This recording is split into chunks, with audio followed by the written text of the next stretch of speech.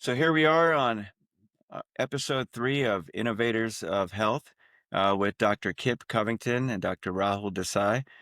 Kip, so happy to have you here. Thank you for being on here with us. Man, I'm excited to be here. So Kip is with Kip's clinic is in South Carolina, called SC, South Carolina Family Dental and TMJ. Is that So a little bit of a spinoff of a bigger dental group. So it's SC Dental Sleep and TMJ, which okay? needs to be rebranded. All right. Well, what we want to get out of this podcast and what the listeners to learn is a little bit about you, your passion for what you do day in, day out, which is helping people with their health and wellness as it relates to sleep. And then talk about a little bit of some innovations in your space. And with Rahul, talk about photobiomodulation, specifically red light therapy, and how you're incorporating it in your practice, given that you have the red light panel right behind you.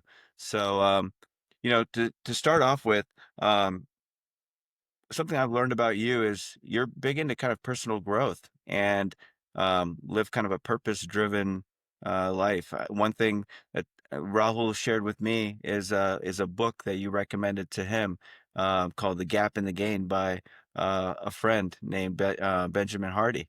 And so I'd love for you to, give us a little bit about a glimpse about who you are and that side of you. Yeah, I actually forgot I recommended that to you. The I'm a general dentist, married to a dentist, two sisters who are dentists. But prior to us, nobody in our family was in the dental field. I sort of landed there. Always thought I'd be in med school. When you look at whether it's love languages, one of my things is I love serving, and that sort of fuels me. So landed in the dental field kind of because my sister was helping out with the dental office at one point, and whether that's fate or not, I practiced for 10 years and didn't really have a purpose in what I was doing.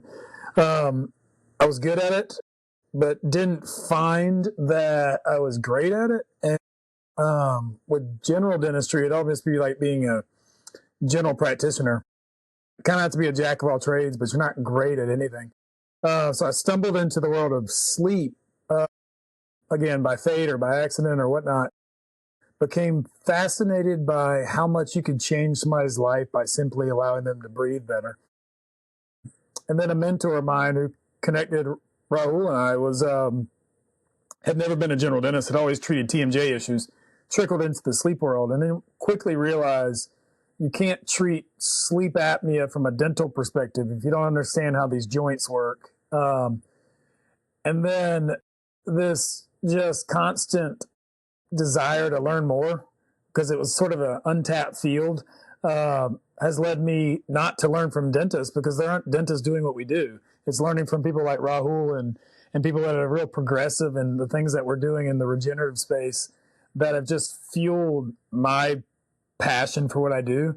I love seeing the unique cases that are weird neurological issues, chronic issues, and finding things that can improve somebody's quality of life. But yeah, the book, The Gap in the Gain, came from a family friend that introduced me to that concept, and it's I think everybody should read that book. Rahul, did you finish it? I finished it. I read most of it. Okay. Yeah. The concept is how do you measure success? So I was an athlete my entire life, kind of a washed up athlete now, but it's how do we measure where we're going, and it's particularly in our world, we're dealing with sleep and chronic pain issues. Where do we define success? And if we're always looking forward, we're never going to reach that success.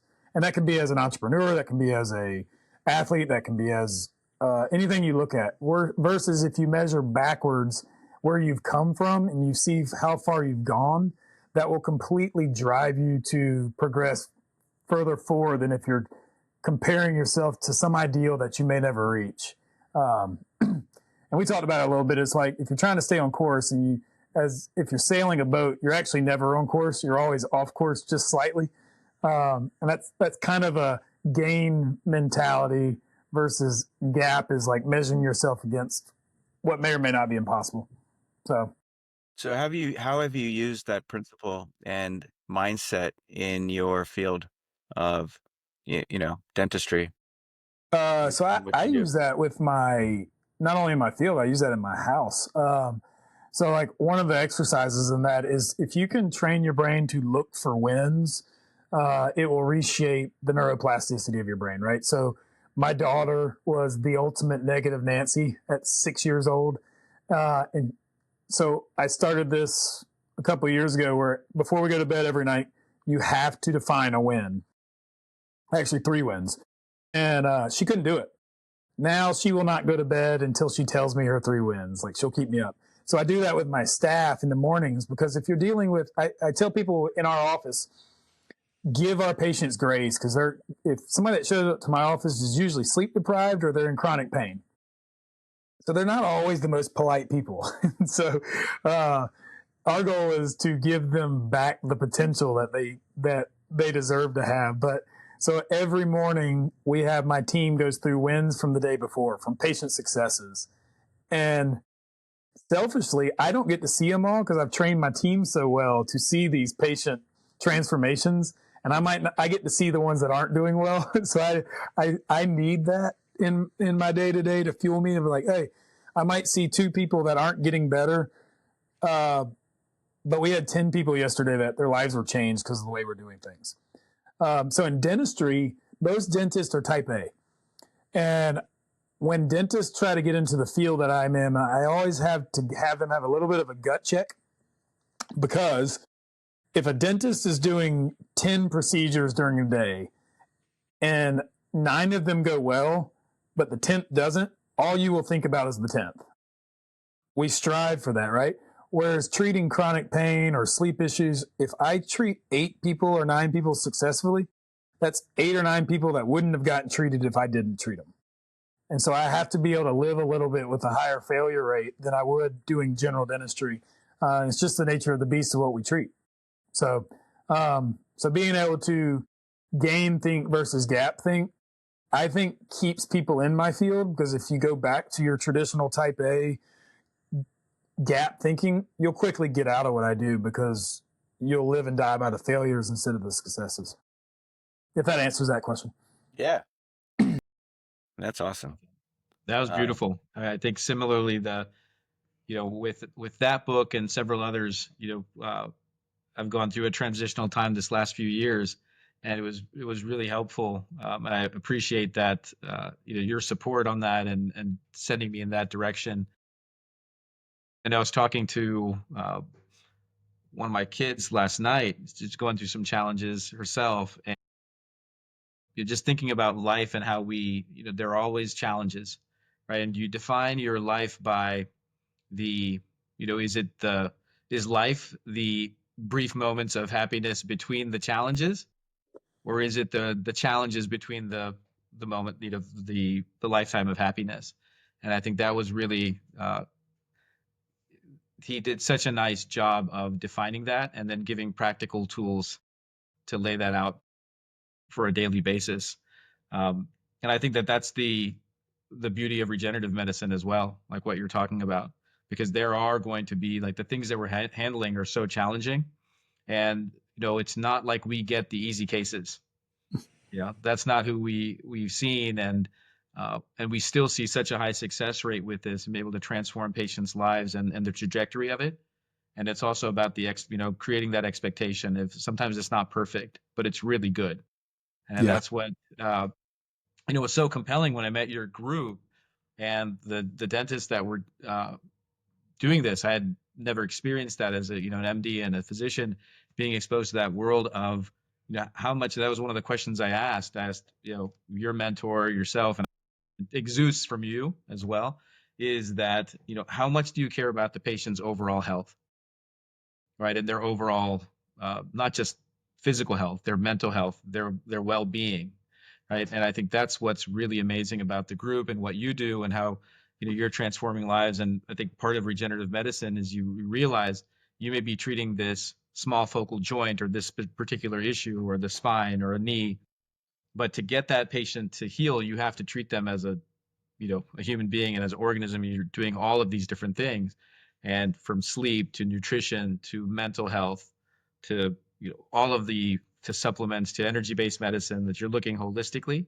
And that's what's really fascinating about what you're doing. And part of that is also community building and how much you give back to the community through sports and other things. But that's you know, part of why we wanted to have you on here too, is just to talk about what you're doing, because it's a beautiful example of what we should all be doing, right? And so would love for you to talk more about that too, because I know that you're a fan of football, American style, and I am too, and sports in general. But talk a little bit about what you're doing with like the community and how you give back, and how you're bringing that into also some of the applications of medicine that you're doing. Yeah, so I'm a fan of all sports. So the reason I was successful in football is because I grew up playing soccer, probably. So I play a little bit of everything. My it's the running joke in my family is my wife's probably the best athlete in our family. She played college softball. She can play anything. So I always have to remind my kids that it's like your mom, lack of better words, is a badass. Love what we're doing now in this regenerative space, because performance is so, you always have to find out what somebody's drive is. So like if I treat a kid with a jaw joint issue and ask them to be compliant with my treatment and they're a teenage boy, this is a pretty slim. But if I can show them by me treating their jaw joint that I can improve their fastball by 3 miles an hour, they will wear my orthotic all day, every day. Or if I can change a 40 speed, so I just had a meeting on Friday with the head of our football program. We're starting a new youth football program to feed into the high school. And the football program, or the new football coach, came from this program not terribly far, but that program eats, sleeps, breathes football. And so he came in and he said on his press conference, he said, I'd love to talk about culture, but everybody talks about culture. He said, we're going to build this program on our high school athletes eating well, sleeping well, and exercising well. And I was like, who is this guy? I love it. And so I've been trying to reach out to Whoop. I'm a big fan of Whoop and their data, because they're foolish not to partake in this world. But from a sleep perspective, there's no demographic that is more sleep deprived than our adolescent kids, right? But they don't care about that. They don't necessarily care that they're performing well in class, but they do care that they're performing well on the field. And so I have this vision of putting this entire football team on Whoops so that it will psychologically change their sleep behavior, which has been proven to decrease injuries. But giving them the power of wearing something there on their watch that will psychologically change it far better than if us three sat down and been like, hey kids, if y'all sleep 12 hours or 8 to 10 hours a night, your injury levels are going down. But if they see that on their watch, that they're recovering better and that it's going to improve their performance, that's a tool that's so powerful that's not being harnessed. They're marketing to elite athletes. They should be marketing to our adolescents by way of, if you prevent injury and have better recovery, you're also going to do better in school as a side effect. But anyways, I love being involved with youth sports because those kids are so prone to you can teach them all kinds of things. So gap in the game mentality. I teach that you can teach things in a huddle or in a locker room that kids will take that they're never going to take if you sat with them at like a dinner and you're going over things. So that's why I love being involved in youth sports. And but the cool thing about our world is never did I think that I'd be treating TMJ and sleep issues, which can directly result in better health and wellness, but also at the same time, better sports performance, which is cool. So when you look at military research, we have a friend that does a lot of military sleep research. Unfortunately, the military they're not like us in the medical field, we're not trying to keep people to be alive to be 100. We want our soldiers to perform well. Their sleep research is totally different than your average hospital research that's like, how long can we keep somebody from having a quadruple bypass? It's more built on how well can we get somebody to function tomorrow based on their sleep architecture. Which, Raul, is why I was so pumped when you started talking about sleep fragmentation and sleep architecture with red light.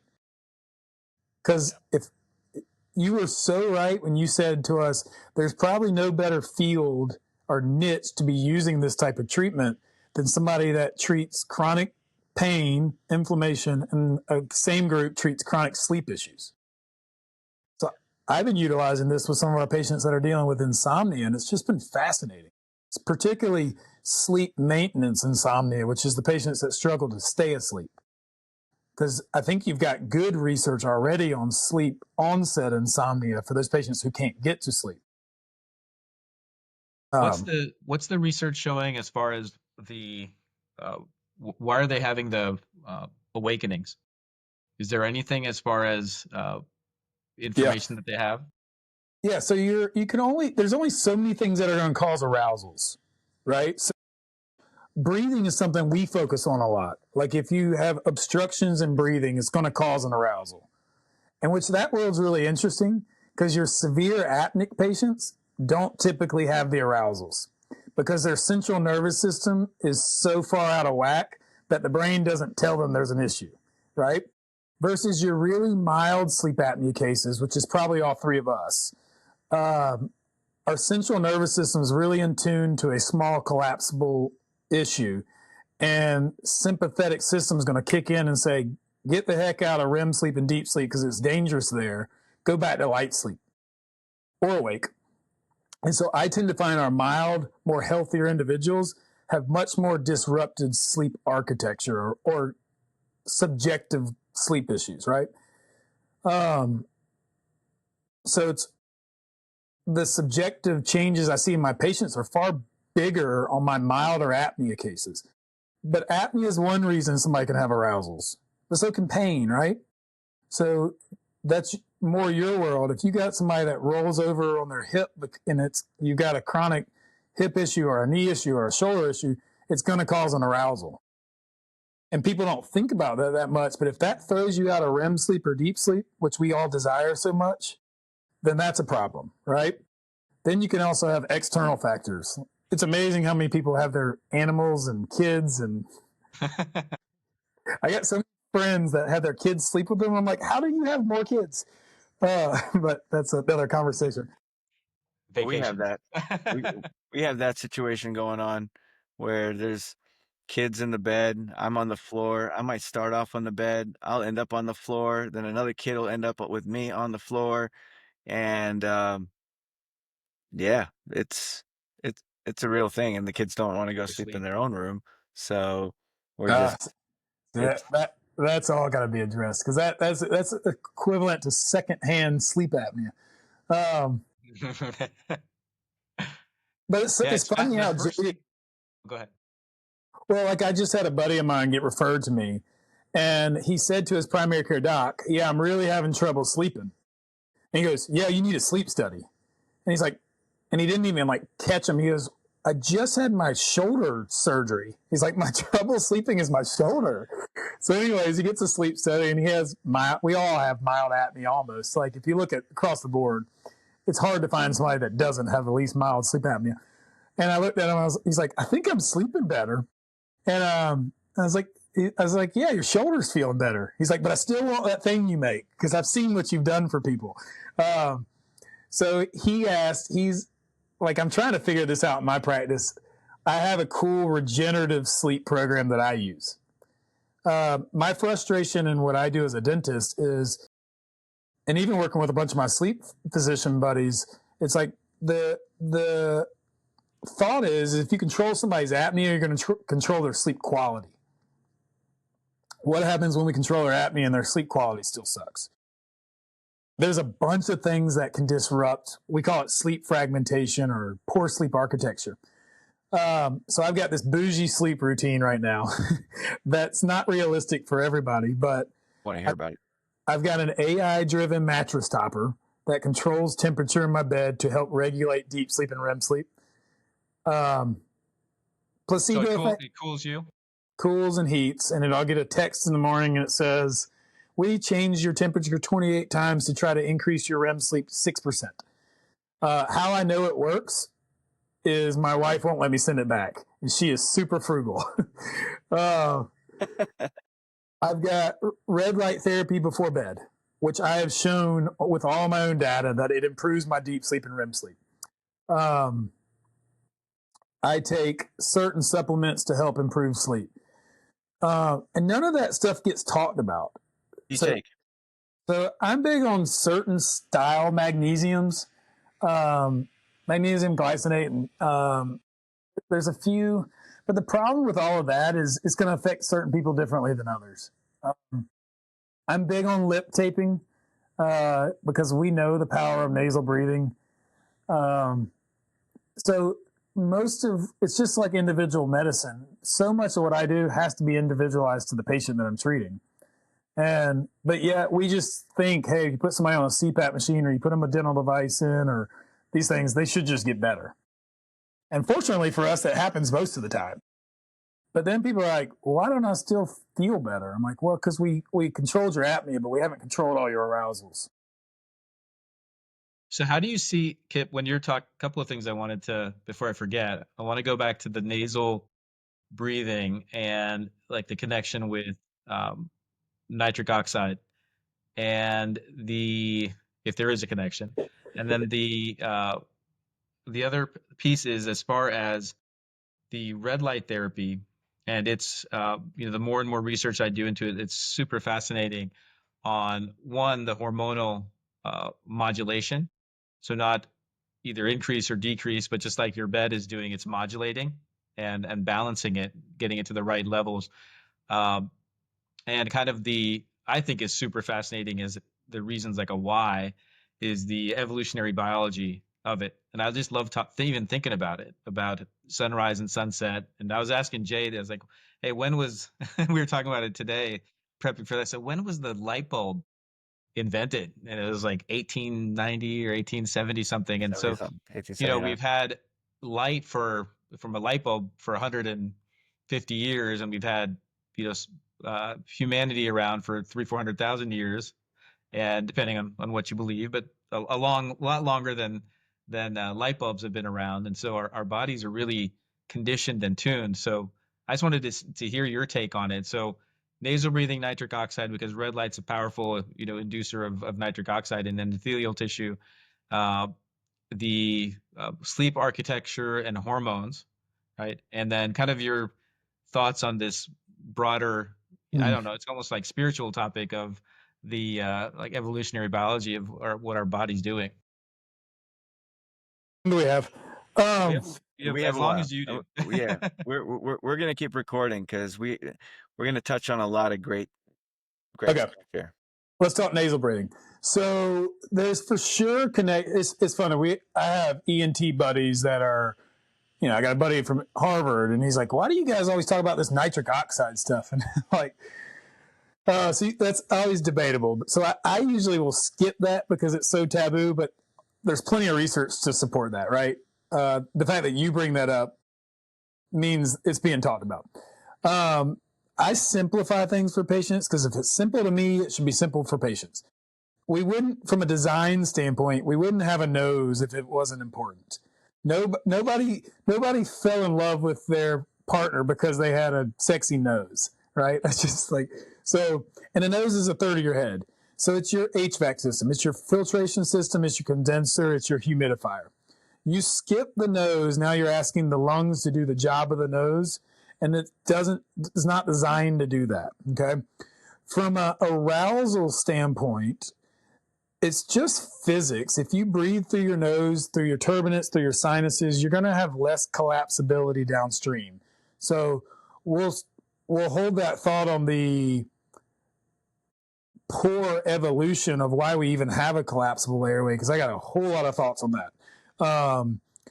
but we weren't designed to stop breathing in our sleep. But you can decrease the collapsibility of the airway simply by keeping your lips closed, and that's fluid dynamics. It's no different than squeezing a hose and changing pressures.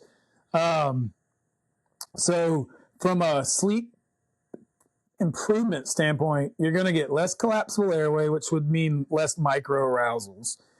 You're going to be more, nasal breathing is more parasympathetic than mouth breathing is going to be more sympathetic.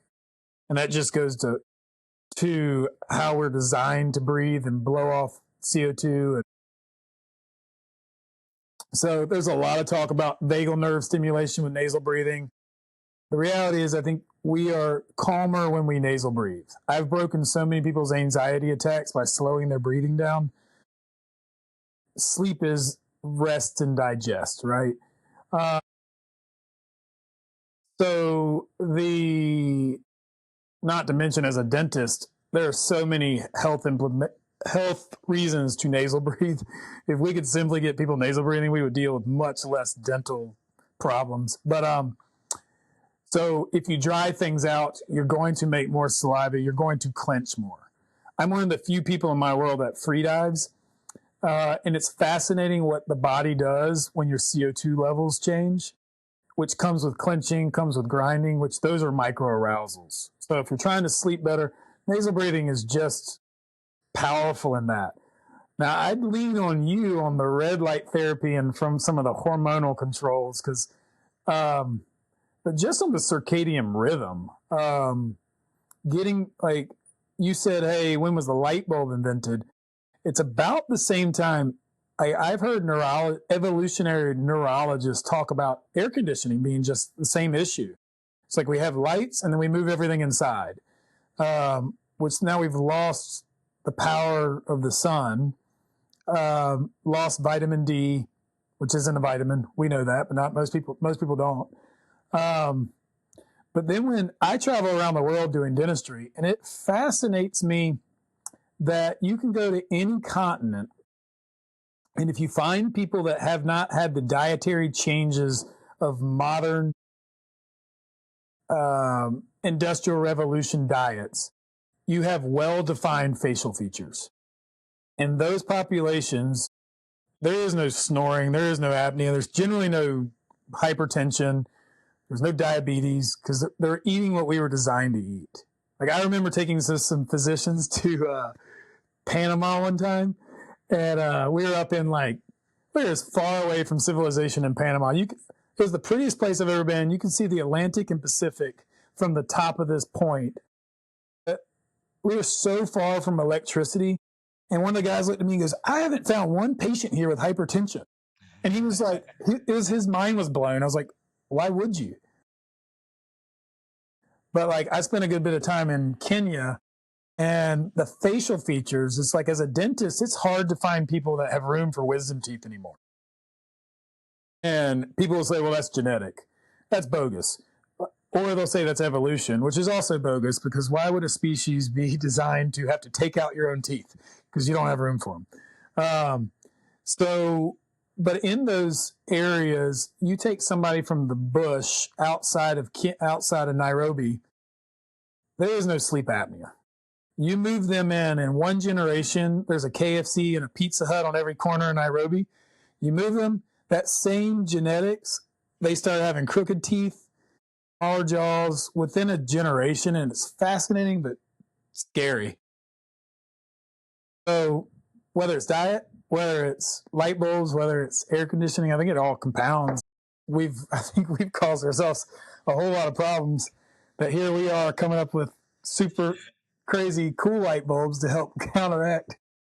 Yeah. What's amazing to me, looking at the day that we spend 93% of our time indoors. Like, if you'd asked me that before I looked at that study, and that was a while ago, with COVID and with this advent of screens and what kids are doing today, and we're fighting it in our own homes, is just, it's probably even worse. The body just has been tuned for so long in a certain way, and it's amazing how it is. It's epigenetics, and it's the ability of the body to adapt and maladapt, I think, is what we're seeing. Yeah. And that's kind of the fascinating piece. As far as, the hormonal issues, I was kind of wondering if that, we have, with dusk, we talked about that first 15 degrees and the last 15 degrees of sunlight, because the rays have to traverse so much more atmosphere. The blues, the violets, the yellows get dispersed, and the reds and then the near infrareds are coming through. And our bodies just evolutionarily in the morning, it's awakening, it's getting ATP production, cortisol modulation. So it's a more, broad release of cortisol. And then at night, it's stimulating those parasympathetic hormones for sleep, for melatonin, growth hormone release. And I think that's another thing as far as injury prevention with young kids. I mean, you're getting that boost of growth hormone, and that's when you're repairing. And then also cortisol modulation and reduction. And we're not seeing that if you're getting a lot of blue light, if you have poor sleep hygiene. I was just wondering if that modulation of hormones, if there was an effect on sleep, because that's another thing that I noticed immediately with red light therapy 7, 8 years ago. And I was using not the Whoop, but the Aura Ring. And I noticed immediately, and I've talked to some other folks that have been tracking for years. There's a Olympic level weightlifter here in town that has been tracking his sleep for a while, and he implemented it a year ago, red light therapy consistently, and the change in his sleep health and those parameters, non-REM sleep, so deep sleep, heart rate variability, and heart rate, just tremendous differences. Like the curve just Yeah. is awesome to see.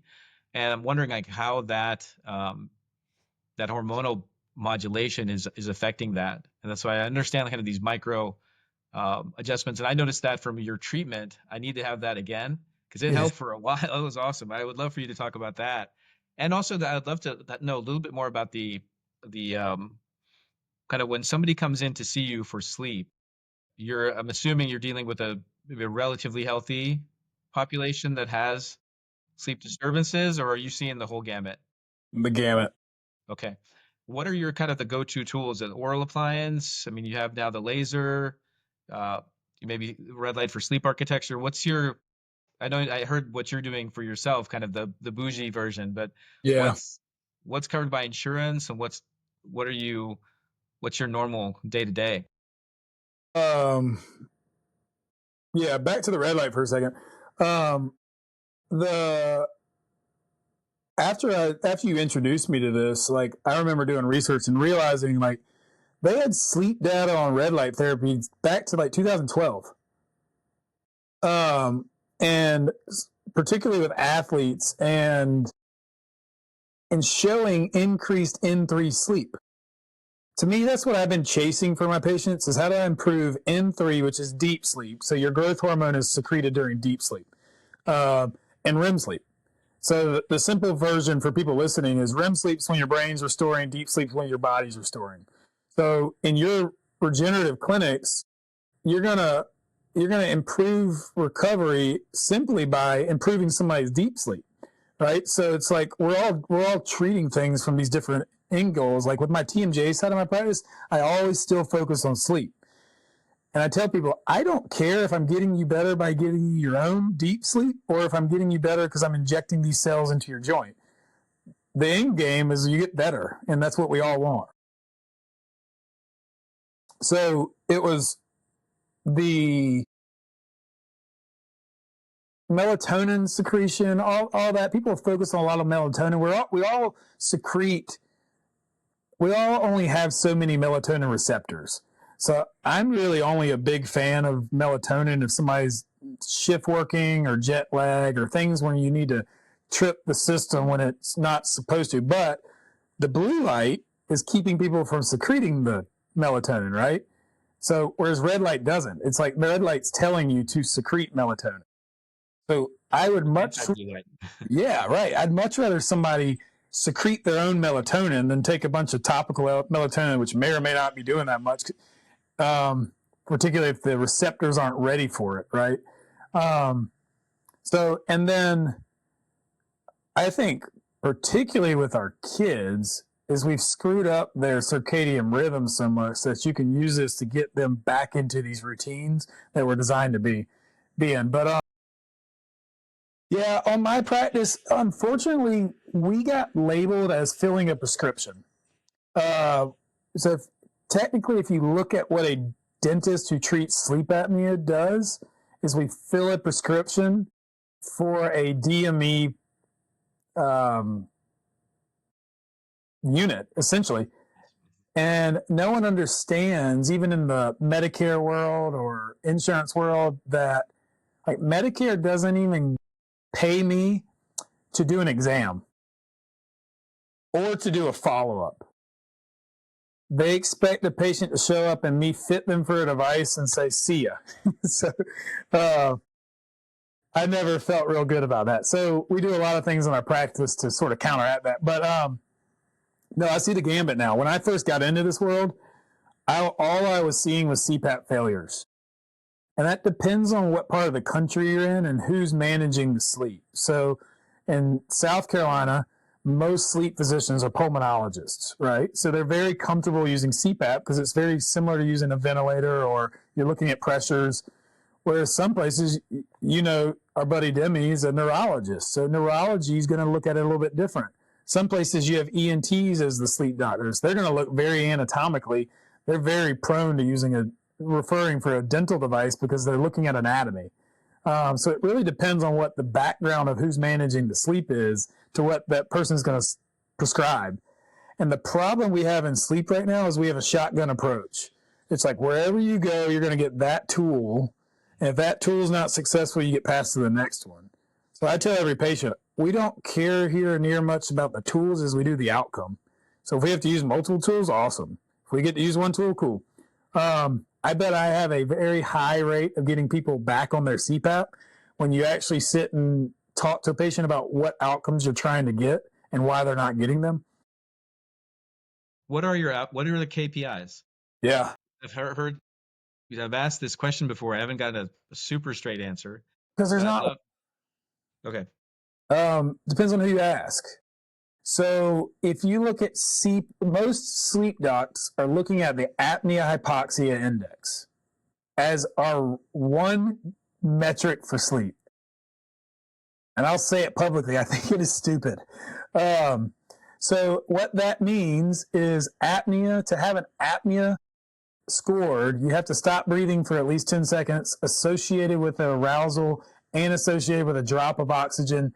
3% if you have private insurance, 4% if you have Medicare. Okay? Yeah, right.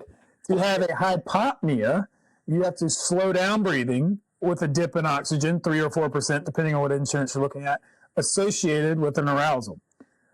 To have a respiratory-related arousal, which doesn't even get scored with insurance, it's just you have the arousal associated with breathing minutes. So it's this big old math equation, right?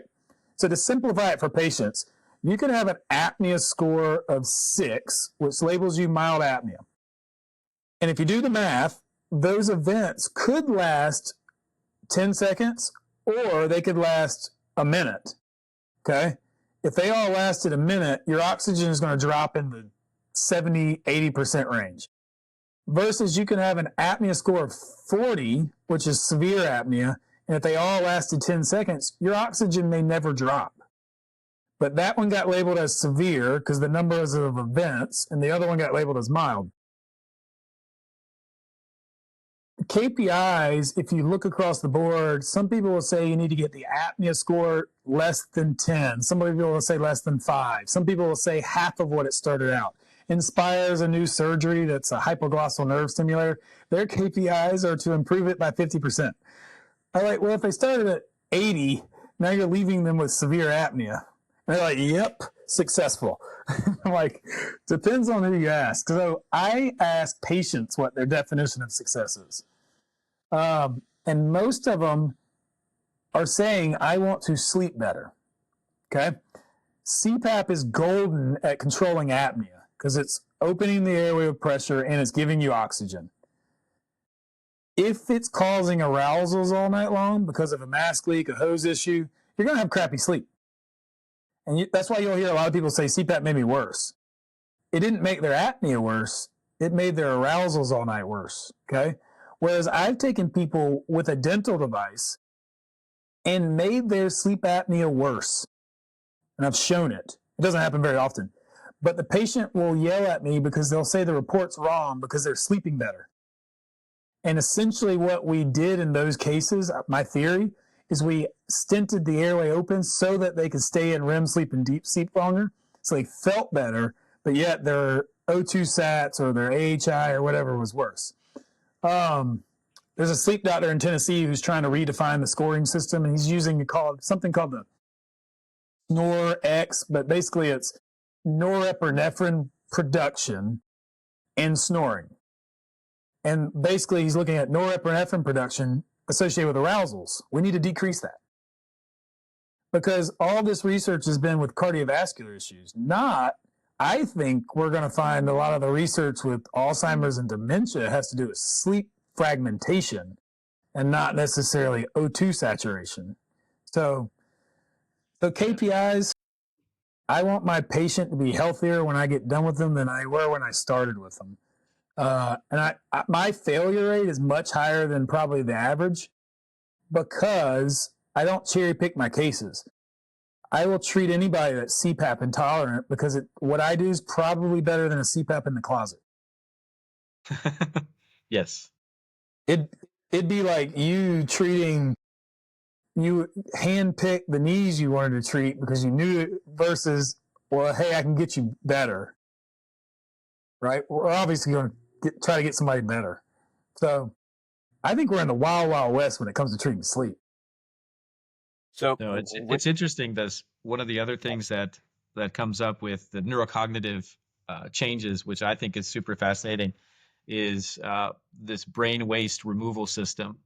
And again, looking at some of the research, they looked at CSF studies, and in the morning, the beta amyloid protein, which is part of the degenerative process and the chronic disease process of neurocognitive decline, and when it's severe, these beta amyloid plaques and Alzheimer's disease, and in the evening, the load is much higher. So you're getting rid of it overnight or as much as you can, and then the evening during the day, these toxins are building, and you're having those proteins build up, and this system is activated overnight, and it's most active yet in deep sleep, so non-REM deep sleep. And so the more of that you can get, you're going to flush those systems out. That blood-brain barrier opens up. That's when those larger proteins get back into the systemic circulation, then it can get released. And they've shown, some of the studies have shown there's improvement in deep sleep. So you get red light therapy or whatever you're doing to improve your sleep hygiene and get more deep sleep. That restorative sleep, you're restoring your brain function. And long term, that neurocognitive decline or those disease processes can be changed. The trajectory can be changed, and some of that can be reversed, which is totally fascinating. And so that's where some of the studies have come in, both exposure, like we talked about, this ambient light just at night. And it's really cool because you just turn the light on, and then it's stimulating those melanopsin receptors, and there's some other receptors in the retina. So you don't have to have that, intense exposure that you might want for, a joint, TMJ, some other issues, but you have this more ambient exposure. And then they did some studies which were really fascinating. I don't know how you would do that, but they put the light on during deep sleep. So when the patient went into deep sleep, that's when they did transcranial photobiomodulation and saw even greater gain. So that's some of the therapies that if someone has a more severe Parkinson's or neurodegenerative disease process, there are some other methodologies where they would maybe time it with deep sleep. So just super cool technology that's coming out of this whole energy-based wellness sector. That's really fascinating, and I love how you're applying it to kind of everyday medicine. Well, I mean, yeah, that's fascinating. Like today, I had a guy who came in, has been on CPAP for years, had a sleep study with his CPAP to change the pressure, and they're like, "You're good, man. Everything looks good." I look at it, he has 0.0 N3 sleep. And he's like, "I don't feel like I'm sleeping better with my CPAP." And I'm like, "That's because you're not." And he's like, well, I'm down to so many events, right? But like you said, it's like, are we looking at the wrong KPIs? Because to me, that's one of the driving forces of what I do is I much more fear losing cognitive decline than I do physical decline, right? I think, and I don't want somebody having to take care of me. So part of this whole drive to help my patients is also selfishly driven, is I want to be around and functional as long as I can, right? Um, so since it's amazing. I know y'all talked about like, I didn't want to get into selling red light when I met you, when I met everybody. I just wanted to help people. And so I almost wanted, like, I don't like the QR codes and things because I was like, all right, there's a little bit of self affiliation there.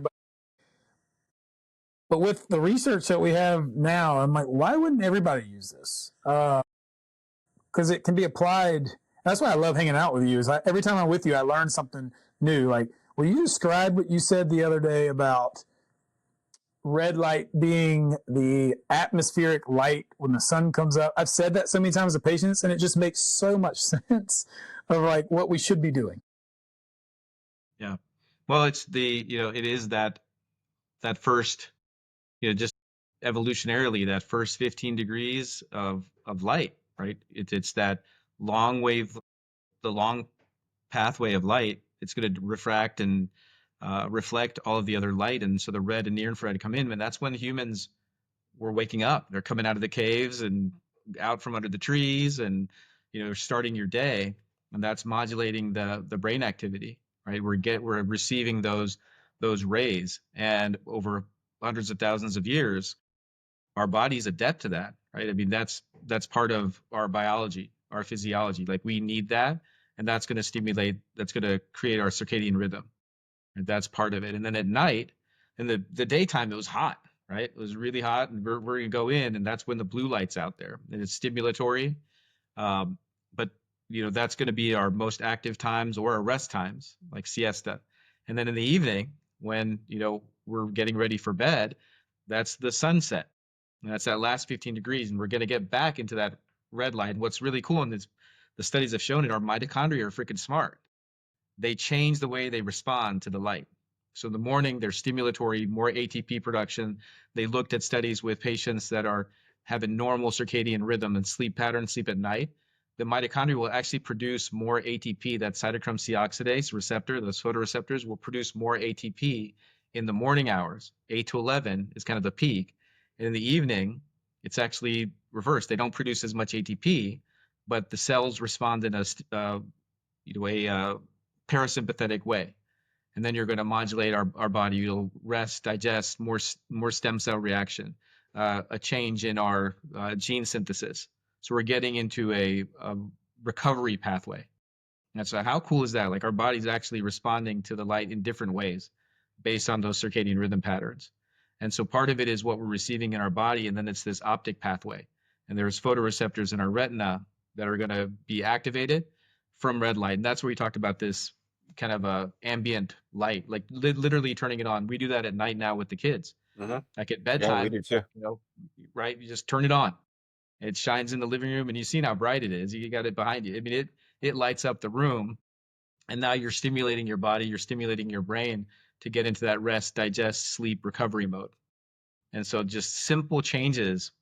And that's why I love it, because it's so applicable to so many different things. And as we look into this, it's, when you're affecting, we talked about this too, is how do you differentiate this from snake oil, right? Because Right. you look at it, like affects cells, and we have cells in every tissue. So if you're affecting the health of the cells, you're affecting things at such a base biologic level that have those reparative benefits. And one of the other things that I brought, that the nitric oxide up, there was uh, a physician that was talking about the effects of nitric oxide systemically. Like, his take on it was that a lot of the degenerative processes, from neurodegeneration to peripheral artery disease to coronary disease to strokes to a lot of the things that are affecting us at arthritis, like areas of poor blood flow and perfusion, right? It's all boiling down to that, is very tied to nitric oxide. And so when you basically any endothelial tissue, that's where we'll get the most, but almost any tissue can release that, right? And so when you're using photobiomodulation on tissue, it's disassociating that nitric oxide from cytochrome C oxidase. That's getting into the cell, that's getting into the bloodstream and changing tissue perfusion, right? So that's part of the benefits of local that you'll have. But as Yeah. that increases systemically, it's going to affect all these downstream modulators. So there's so many different effects. And then having a simple tool that we can have at home, that's what got me so excited about it with regenerative medicine. So, hey, what are the different things that we can use? Because we have all kinds of tools, but what's a cheap, easy tool that we can have at home and we can leverage every day? There's not many of those. Yeah. Yeah. So the nitric oxide conversation. So it's so cool how everything we do overlaps. So nitric oxide has been shown to increase slow wave deep sleep. Same thing we were talking about, right? Also being a vasodilator with the glymphatic system and the whole, so all these things overlap. So that's why I love learning more about the regenerative side of things, because it helps the sleep side. 100%, yeah. Yeah. And the body knowing how to respond when you allow it to. I know you know this better than anybody, but and that was actually what got me on red light first, was you teaching us that it was improving the platelet concentrations and the things that we were doing on the regenerative injection side. And I had a case today where I took a follow-up CT, and the TMJ, the condyle, doesn't get a ton of blood flow in that area, right? So that's probably one of the issues with healing. I had a gal who her condyle, we call it mothball eaten. It just, there was missing bone. And did a couple PRF injections, and I actually have her using red light, her and her husband using red light, which their other aches and pains are getting better. But did a follow-up CT, and it's amazing that the body knows where to lay down bone. Like, there was no scaffolding there because it was gone. And yet it regrew, and it regrew exactly right where it was supposed to go. And I'm like, we screw up our body so much, but it has the ability to heal when we allow it to. Yeah. There's an innate intelligence. That's when people ask about that, like we see that, I showed you those ACL cases. Yeah. And that's just not supposed to happen, right? A complete ACL rupture in an athlete, you put in cell therapy in the area, right? And give it time, give it some stimulation, right? With exercise, kind of go through a rehab protocol. You're going to, support the musculature and support the movement. And you start scanning it with MRIs. That's going to give us our best visualization. And you see them coming together. That's just not like, the way that we're taught medicine, that's not supposed to happen. And I think we have to relearn how the body works. And that's the beauty of regenerative medicine. And it's a paradigm shift, and there's a lot of resistance, unfortunately. And Don't I treat think TMJ issues. We got a lot of paradigms. So what are you yeah, well, seeing you're in doing your it. Like practice, you are shifting the paradigm. Kip, as it pertains to using red light with your patients? What are some surprises or things that you've noticed that you just didn't think about before and that's possible now?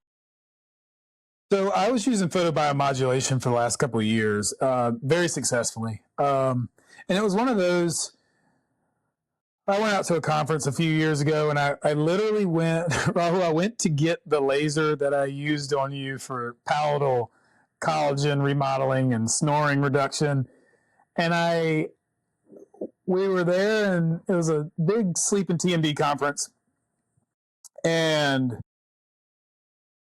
when you're doing platelet injections and things like that, nobody really raises their hand to be the patient, to stick a needle in the side of your head.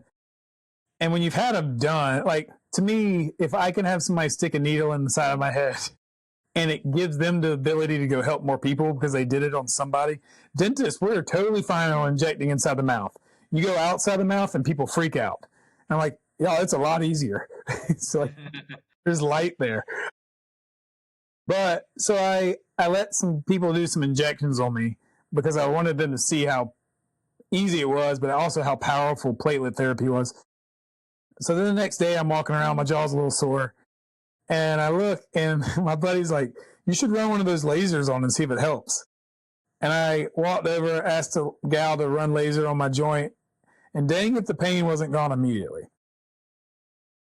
I'm walking around this huge conference. I was like, all right, I don't have enough money to get a laser to reduce snoring and to get a laser to reduce pain. And the inside of me was like, snoring can wait. So I came home with a photobiomodulation, Summit Horizon laser, and it's one of those things I never know exactly how well it works because I'm not going to use it isolated. I'm going to use it with my other tools. Because why, if I have multiple tools, why am I going to, like, from a science standpoint, I would love to use a tool by itself to know that it's working. But from a treat the person in front of me standpoint, I just want to get them out of pain and I want to get them healed. So I was using it, and people would call me and be like, hey, is this really helping in your practice? I was like, yeah, I believe it is, because I'm taking cases that weren't doing as well and they're doing better. There's a short-term analgesia effect where they feel better immediately, but then I was seeing the healing occur, right? So with red light, my problem is I have a volume-based practice. I didn't have the room to have people jumping in here to do laser every day. And so when we started learning about red light, I kind of thought it was snake oil for sure. But when you sold me on the sleep, and everything I've done in my practice, I've tried on myself because I think it should be that way. And when I started seeing the positive effects and patients could do this at home, I was like, this is a no-brainer. So the ones I've been sold on, I call Rahul. I don't know if you remember this because we didn't know each other yet. Or I texted you. My nephew got hurt. He's an elite basketball player, had a high ankle sprain. One of my really good friends is the pediatric orthopedic surgeon in town. He saw him and said, classic, 6 to 8 weeks. And I was like, he can't be out that long. He's getting recruited. I texted Rahul. I got your number from Jameson, and I said, hey, can I fly him to Oregon? You responded, you have red light and you have laser. Here's a protocol. Dang if he wasn't back in 2 weeks without a brace on. Wow. And I tell my buddy who just went to Kenya with me, and I was like, hey, that was impressive, right? He goes, well, technically I didn't get any imaging, so it may not have been as big of a sprain. I was like, classic surgeon answer. So I was sold on it there. But the shocking thing, I took a patient this week. I treated her mom for a bunch of neurological issues. And this patient, I don't love when people come to my office that have healthy joints and a bunch of muscular issues, because I have to go. I like treating bad joints because it's super predictable for me. Whereas if somebody just has muscular issues, you're diving into, is it a posture thing? Is this a habit thing? And you just got to spend a lot more time with the patients, which I'm fine with, but I like treating bad joints because I know I can heal them. So anyways, I had this gal. She had pretty healthy joints, but was dealing with all these headaches, and it all started after a horse incident. So I think there's some neck stuff involved. But she kept pointing to her masseter muscles. So I put her into a treatment that I thought could help with that. Everything I did, she was responding the opposite way that I thought. And I had given her mother, who was dealing with all these chronic issues, one of my red lights and just said, use it. I want to see if it helps you. Frankly, because I couldn't get a sleep physician to help me with what I was seeing in some of the sleep studies. I wanted to see if it would improve some of her sleep. She had some REM-dependent sleep apnea that I could visually see on my reports. But anyways, long story. It's helping her. But I was like, hey, your mom has my red light. Use the red light twice a day. And I gave her a protocol. She comes back the other day, and the first time in 2 years, she hasn't had pain. But none of my traditional treatments were helping her. I literally gave her money back from like the splints and things I made. I said, do me a favor. You have no excuse. I just gave you your money back because I wasn't sure I could help you anyways. Take that money and go buy your own red light, because she's moving to go to school down in Charleston. And so she's getting her own now. And I'm so convinced. The analogy I use in my office all the time is, I think, and maybe you can, Rahul, you're much better spoken than I am. Maybe you can clean this up. But I use this analogy that we all have this pyramid of stressors or inflammation. Somewhere up along that pyramid, we have a threshold line. And something pushes us over the threshold, and that's when we have pain, dysfunction, whatever, right? And we all focus on whatever that last thing is to push them over the top, right? What if we removed a whole bunch of blocks at the bottom, bigger blocks, and everything dropped down below that threshold? Now, whatever it brought them in wasn't even a concern. So I think sleep's one of the ways we can do that. I think diet's one of the ways we can do that. Red light is now one of the tools. I don't know that it's curing my patients of their issues, but if it drops that inflammatory load below the threshold, they might still have the same muscular issue, but they're not focused on it anymore because it's not pushed them over what our bodies can take. And I think there's a lot of things that we don't focus on medicine that can move some of those blocks down low. I'm big into insulin dependence and cortisol levels and things now that I've never focused on. But I'm convinced that if you can get somebody's blood sugar normalized, that some of these things we're focusing on up here are become totally obsolete and they're still happening, right? Because I see bad jaw joints every day, and they've had that same bad jaw joint for the last 20 years. And all of a sudden, it's all this issue. And they're like, oh, I got this thing. I was like, yeah, you've had it for a while. I don't know what put you over the edge. And I don't have to make that jaw joint look like it did 20 years ago. I got to get your symptoms to go away. And whatever tools we have, let's use them. So, To speak that, Kip, one thing that was really interesting to me, they got this new machine. I just went nuts on it at the gym. It's like a rope it's attached to it's on a wheel and it's attached to the wall, and you just crank on it, and I freaking love it. And it just gave me, an awesome workout. And I overdid it, and I did something to a nerve here, and it was so painful. I mean, it was 9 out of 10 pain. And even just moving it or brushing it up against something was just horribly painful. And I was like, let me just try some, because I couldn't even move it. It was super bad. It was a couple weeks ago. And I put it against put about 3 inches away from the red light. And I just held it there for 3 or 4 minutes and came out of there, and pain was 98%. I mean, I kind of faint. It was there, but it was normal, it was functioning. And about 6 hours later, it started coming back. And I was like, oh, shoot. And I went there and did it again. And it was interesting to me. It was like taking an Advil, or if you have pain or discomfort, and taking an anti-inflammatory. And it was giving me that dose of anti-inflammation. It was working on those, we talked about TRPV1 receptors and that analgesic response. And it was really, it's superficial. So I think I just really irritated a superficial nerve and pissed it off really badly. And it was lancinating pain. And it was calming it down like beautifully. And then over time, it started lasting longer and longer. And I still, if I hit it against something, I can still feel a little bit, but it's been amazing. And I think that's the cool thing, is that you're reducing the pain and those symptoms, but you're creating this additive effect. Like there is a neural inflammation effect that's happening. And I think that's where you look at a lot of these, like that's what I saw with regenerative medicine. And that's why the parallels are so cool, like with stem cells and PRP and what we're doing here, is that there's a cumulative benefit, right? Just because we did PRP in a jaw joint or in a knee joint, and they had an amazing, even 100% response clinically, like they're just like, it's gone, like I'm fixed. And I was like, I don't know if you're fixed, right? You have a pretty severe arthritis. And if you're, my joke to our patients was, if you have enough birthdays and you're active enough, you're probably coming back, right? For certain things. Like there's certain things that are curative. Like you have a tendon tear issue and you're going to fix it and it can heal. But when we're dealing with, at least for weight bearing joints, hips, knees, like certain things in the spine, they're going to probably come back. What we saw was a cumulative benefit that had great benefit. It got worse again. And when you're living at 100% benefit or 90, 50% kind of sucks. And so they would come back and say, hey, it's not working. I said, oh, it's working, but we just need more. And then they would do it again, and there'd be a cumulative kind of stair step improvement. And I liken that to what we're seeing with red light. And I think other things work that same way, like, shockwave therapy, photobiomodulation in general, and laser, and what you talked about before, laser and the red light, it's the same medicine. Right. The exact same medicine. It's just a different delivery system.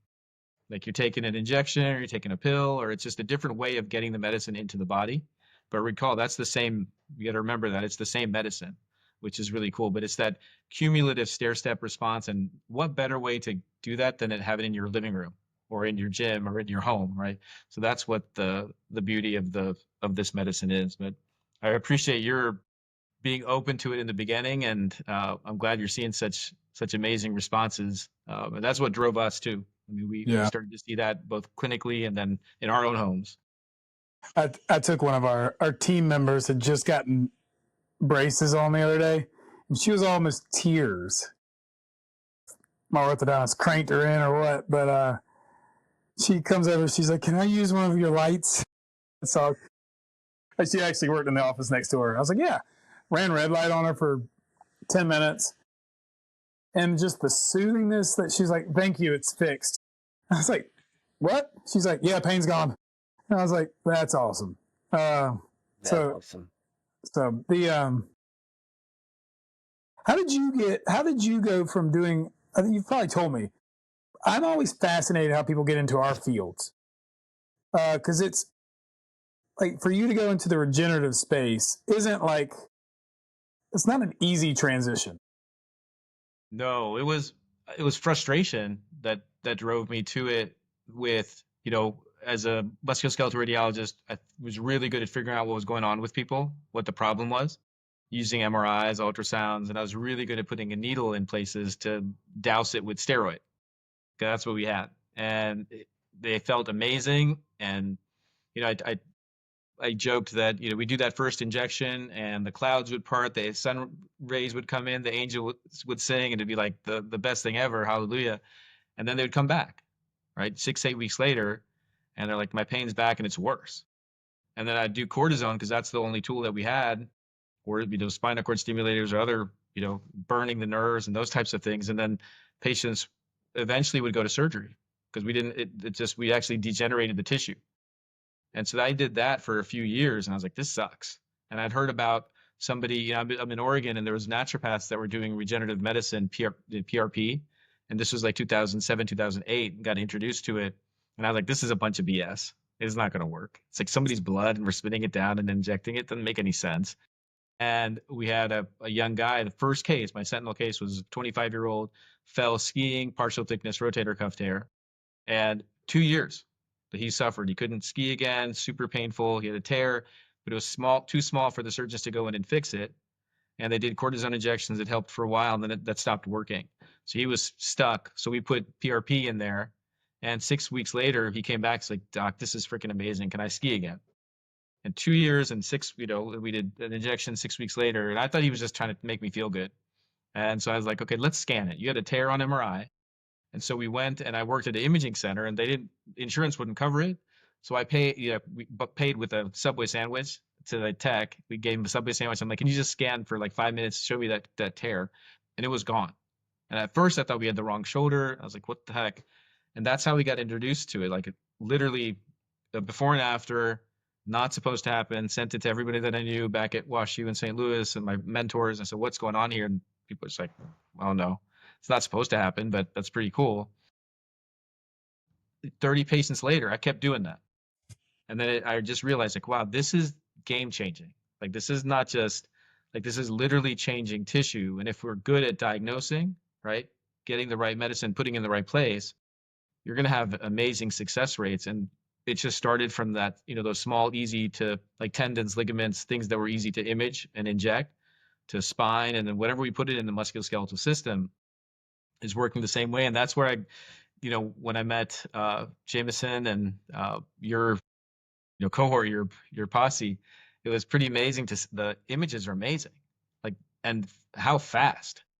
Like Yeah. in 12 weeks, you're taking a joint that's severely arthritic with the subchondral cysts, holes in the bone, like no cartilage, big spurs, and then they're reshaping within a few months.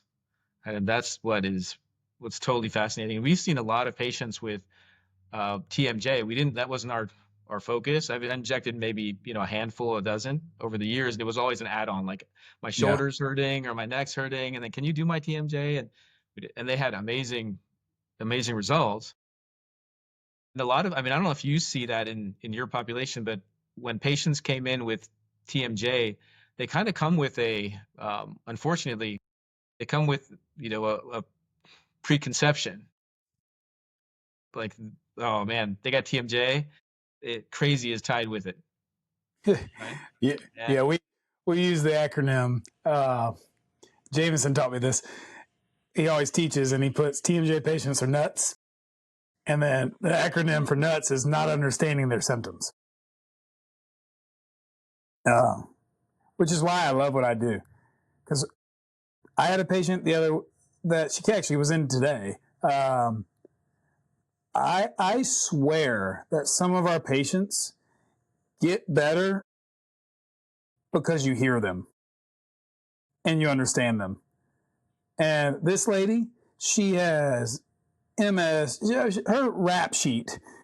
And she came in, she could barely talk, almost stroke like symptoms.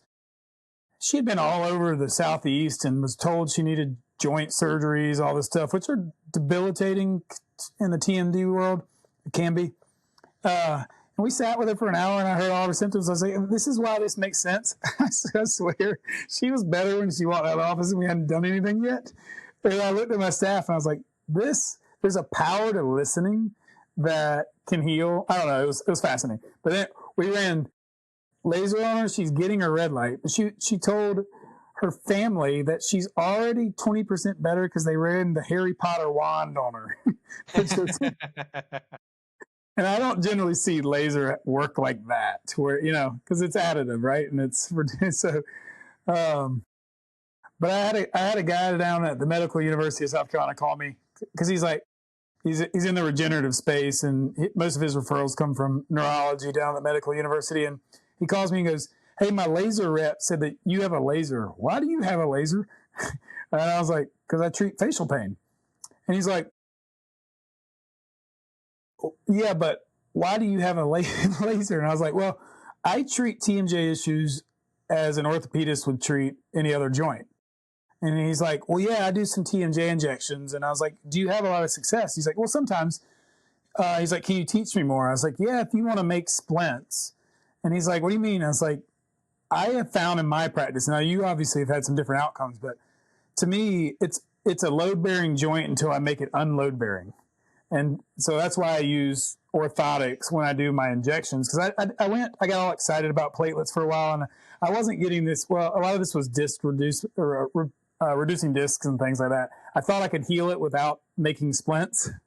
And people would just go clench their teeth together, and all I put in the joint, they'd compress out. But so he's like, "Yeah, never mind." He's like, "I'll just send you my TMD injections." But I have found, because I treat a bunch of with the TMJ and the nuts, right? I think we get a lot of neurological issues because of what lives in and around my joint. Versus your knee, you've got this, I think, simplistic neurology that lives around there.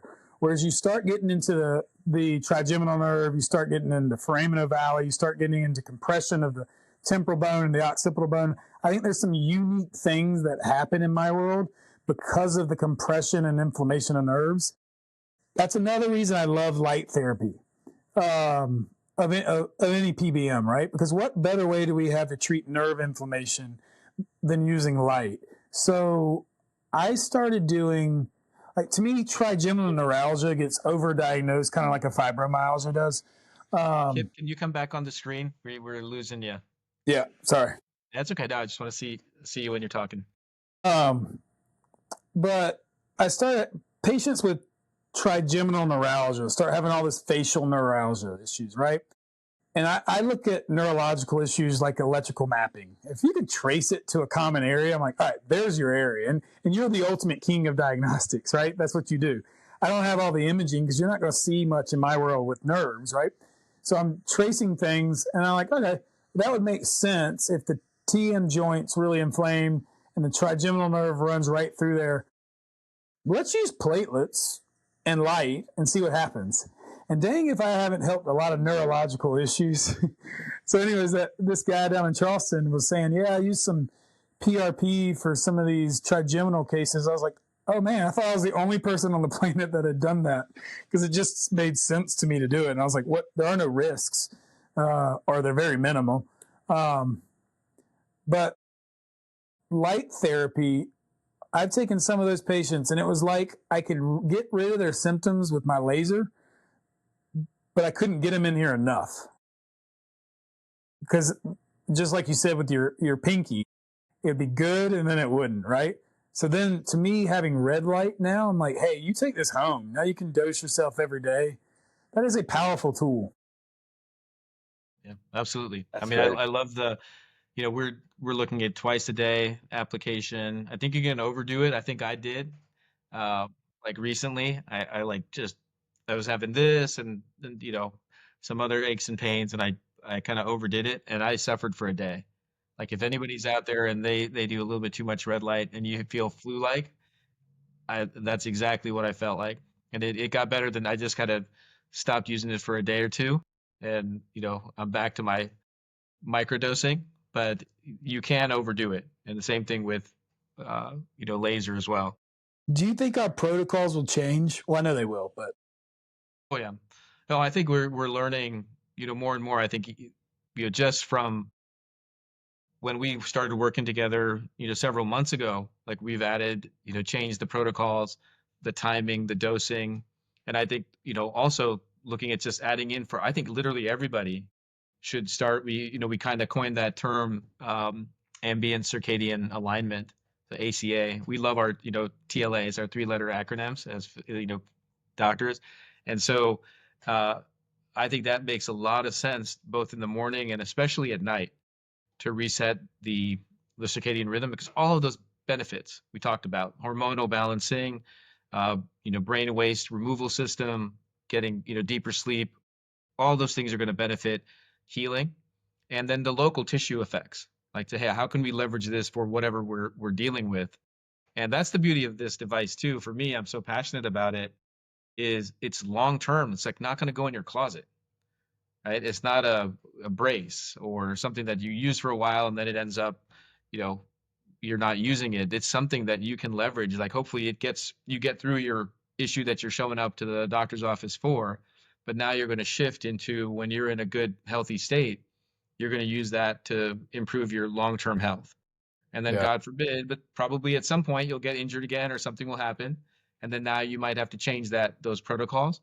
So that's where I think we're going to build like protocols for acute issues, long-term management of symptoms or certain issues. And then there's going to be a wellness component. Like, hey, this is something that you can truly integrate into your life, just like, you know, uh, the beds that you're using, just like really good nutrition, just like I think, mindfulness meditation, uh, the gap in the gain thinking. I think all of those things are going to improve the quality of our life and longitudinally. And this is just another tool that we can leverage. And I think we are defining those parameters of when you can implement this. And that's going to be the interesting thing, is like, how do you feel as a dentist? How do I feel as a radiologist? Or how do somebody feel as a trusted wellness advisor to cross over into these fields? I'm just kind of interested to see, because you're leveraging your knowledge of something that can be used everywhere, even though that your focus, you yeah, know, right. right? And so I think that both, as a clinician, somebody that wants to also protect their ability to do their work, I think we have to be thoughtful about that, and also to make a difference in someone's life. And that's what's the beauty of this device. It's, a class 2 medical device. It's super safe, but the power is so extensive. And I think that's where we have to have these discussions and talks across all these different fields to, all of our goal is the same, right? It's to improve the quality of life of our patients, of our families, ourselves, our community. Like we all want to do those same things. And as we learn new technologies, it's really important to talk to everybody and, get the best practices and learn from one another. Like we're learning at the same time, right? So I feel like I've gotten maybe an undergraduate degree. I don't know if master's maybe in photobiomodulation, and I'm continuing that pathway. I want multiple PhDs over the next like several years. Well, be careful. The last conference I had, there were a bunch of PhDs talking about photobiomodulation. No one knew what they were talking about. That's the beauty of I've loved listening to you teach me on this, is because you make it in a practical way. And we have to do that with patients, because if they don't understand what they're trying to do, they're not going to do it. And the beauty of red light is on all those things you talked about, whether it's meditation or exercise or whatnot, you can stack red light on with it. It's not like it takes more time. Um, and I've seen that with patients is they've utilized their red light time, and I've done that personally. My quiet time in the morning is my red light time. My decompress, think of my 3 wins at night, because that's my gap in the game, is during the red light sessions. So Wow. versus other things that are Right. going to take more time in a life, like which we don't have much of. So That's Let me great. ask you one last question, and then we got to wrap Yeah, up. And with this, I'd love to have you on again. Number one, this has been like totally absolutely. fascinating. We got a lot more to talk about. Do you see? Because I suffer from it. I have a Beighton score of like 8 or 9. Uh, Ehlers-Danlos or EDS patients with TMJ. I'm assuming it would be it'd make a lot of sense that that joint would be affected. Is that something that you run across? yeah, fair amount. And you learn so much from listening to patients. I had an EDS patient a couple years ago, and I use a device. Like in my logic, I said I want to support the mandible, because a lot of them will deal with sleep apnea because of the elasticity of the joint and the airway, and they're prone to having disc displacements because of the laxity of the ligament, right? And if you've got too much, the disc in the TMJ joint is held backwards by the posterior ligament and pulled forward by muscles. So if you got too much muscle contraction pulling forward, you got a lax ligament, it's gonna want to slip out of place, right? So I was using a device that supports the mandible. I always tell people it's kind of like a training bra for the jaw. And I was putting these bands on this device that had more mobility, because it made sense to me. I was like, if you're hypermobile, I don't want to put anything rigid in there. And the patient looked at me, she goes, "No, you idiot. I need more support." And I was like, "Thank you for saying it that way. You're absolutely right." So now if I treat an EDS patient with jaw joint issues, I give them extra support. And it was just the way this patient said it to me. I was like, yeah, that makes so much more sense. I was like, thank you for clarifying that for me. But yeah, you see it a lot, right? And so and maybe you can tell me this. I've had this theory that on my patients with hypermobility, because the few people that can lock their TM joint open, the way that it functions is they're opening more than 55 millimeters and they're slipping down past the ramp. I think I've seen this in my practice, that utilizing platelets have thickened up that ligament and made it tighter. Is that fair to say that that's a possibility? Oh yeah, yeah, and I think that's where uh, we see a lot of benefit. I think personally, like I've experienced, I didn't know I had it. I think it's a spectrum of the disease, and you can look. I can bend my thumb this way. I can touch my thumb to my hand. I can hyperextend my elbow. I've always had like my joints are, knock on wood, are nearly pristine. My tendons and ligaments are kind of a mess. And so I've had 18 PRP injections. I've had cell therapy for my disc and my low back, and every one of them is tremendously successful. But I can tell you, after consistent use for a year, and it's not an overnight fix at all, it's months, I have noticed overall my body feels different, like from photobiomodulation. And that's why I was wondering about it, because there's a huge challenge in EDS to do there's nothing great systemic. Right? And this I feel systemically. Like I've never been able to, Jay's known me for my entire life. I've never been able to like bench press a lot because my shoulders would sublux. Like I'd get to about 185 pounds. I'm not a small guy. I'm like, 6'1", 220. And I could never like bench press my weight once.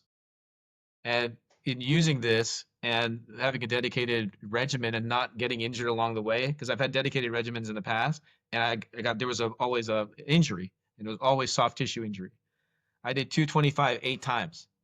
Like it's been a couple months since I hit that, and I was shocked. Like I even just once I'd have been happy, but to get to that, there's something different in my tissues, and I would love to. And we talked about that I'd love to dive into that because I know that we had a lot of patients that we treated that were suffering from a lot of different issues, and especially like C12, Yeah. C01 Yeah. instabilities, which again brings in that crazy moniker. right? Because they Totally. have so many issues. They have an Yeah. unstable joint, but it creates so many downstream, pretty catastrophic sequelae. And if you can get that joint and that soft tissue to heal, just like we're doing with the TMJ, you're seeing all of those things.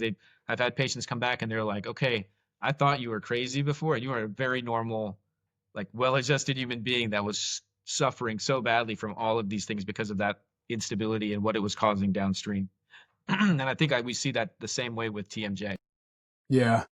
I've got a PT here in town I work with. Her niche is treating EDS symptoms and cervical instability. And I've talked to her about red light therapy, but not to that degree. I'm excited to have that conversation. And I'm attracted to people that are avid learners. I mean, that's my wife jokes about all the man crushes I have on people of all sorts of demographics. And there's something about people that go out of their comfort zone to learn things to me that I find um, attractive or whatever. So, and then you tend to find those people that team up with you because like half the stuff I do takes a village, right? Just like you said, that you don't. It's not just the joint, the TM joint that has the problem. It's all the joints, right? So, Yeah. but yeah, I'd be happy to come back. Yeah. But I want to spin it because I just want to ask you questions. We can have an episode like that. We can definitely do that. And we can flip the script. But if there are any last words, it's been a pleasure having you on as a guest on this podcast. Yeah, I mean, my last words are I appreciate what y'all are doing because it's outside the norm, and yeah, I know that there's a ton of layers to why we do these things, but I akin it to like the first person to jump in the boat to say, "Hey, there's land across the ocean." Like everybody thought that guy was an idiot. So it's like when we step out of our fields, it's like I caught so much grief for being the TMJ guy in town. Luckily, they're all friends of mine, but it's like when you teach people some logic behind it, it's like, oh, this makes sense. So the fact that you guys are pioneers in this, like, to me is awesome because there's a risk in that, right? And we don't take it lightly that we may be selling snake oil and to prove that these things work, right? So Yeah. Yeah. All Well, right. let's continue these conversations about uh, life in general and photobiomodulation and regenerative medicine. And we'll definitely, Kip, this was awesome. I can't wait to talk to you again. And it's Yeah. fascinating. I have all these other questions I want to ask you, but we could be here for about 4 hours. yeah, Yeah. well, We'll compete with Lex Friedman next time, with his 4-hour podcast. So yeah. Yeah, thank you. Thank you again. This was thank you. awesome.